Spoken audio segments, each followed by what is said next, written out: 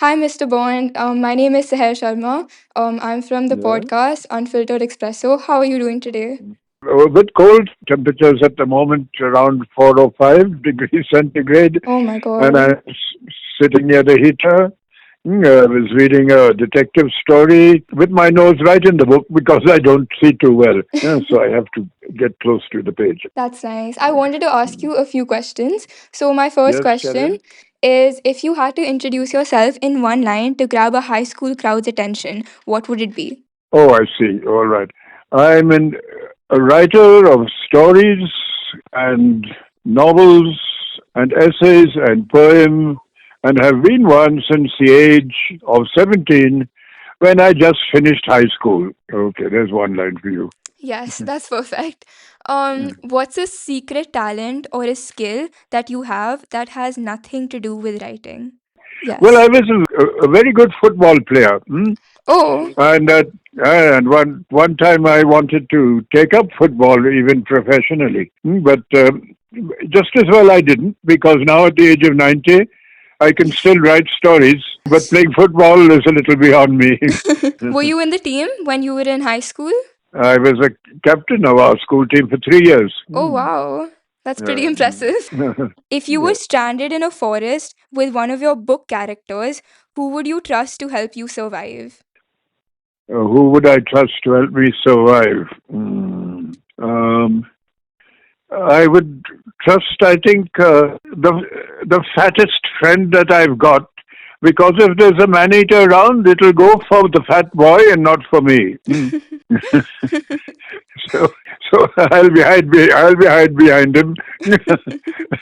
That's a good answer. Yeah.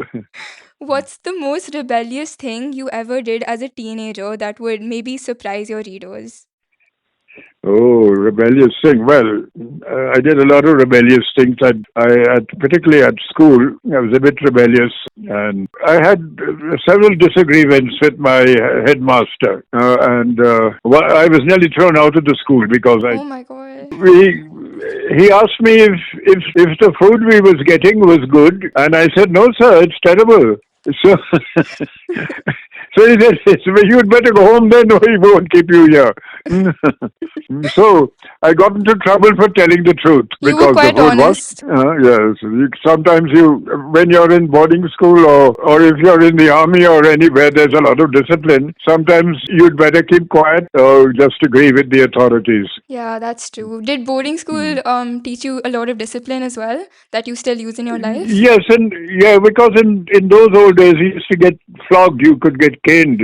Five or six strokes on your backside if you got into trouble. But one was used to that. Hmm. There were other things that were worse, like being gated or not being allowed into town or to the pictures and things like that. So there were various punishments. It was fairly strict, but it was probably useful if you were going to go into the army or something afterwards.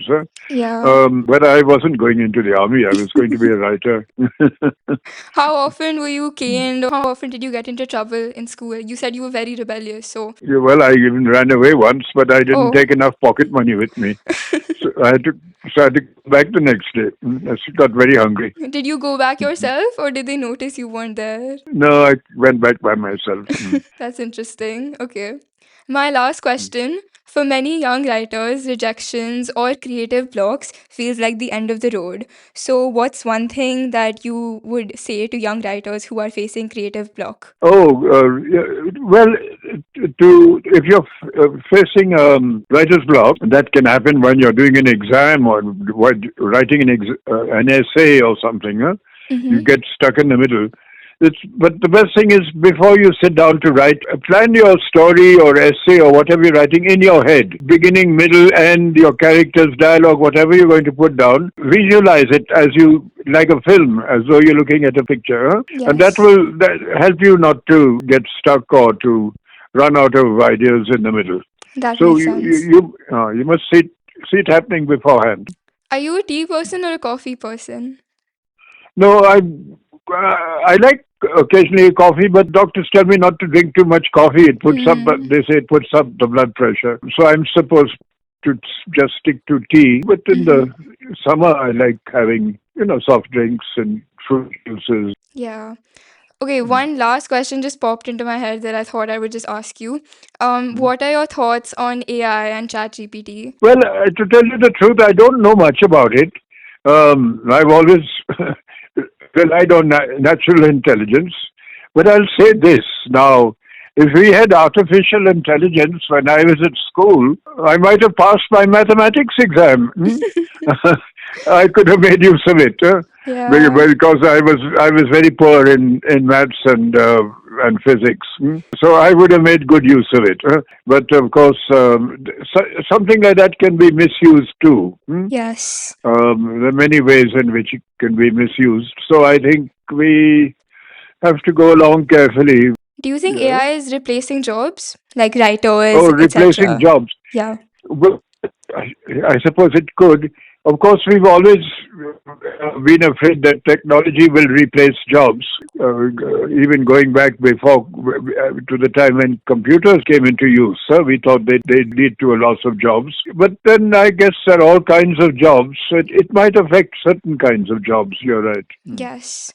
Okay, I think that's it. I wanted to Okay. congratulate you on your new schools as well. Well, that's a brainwave of my grandson Siddharth, so I don't have to do anything except smile.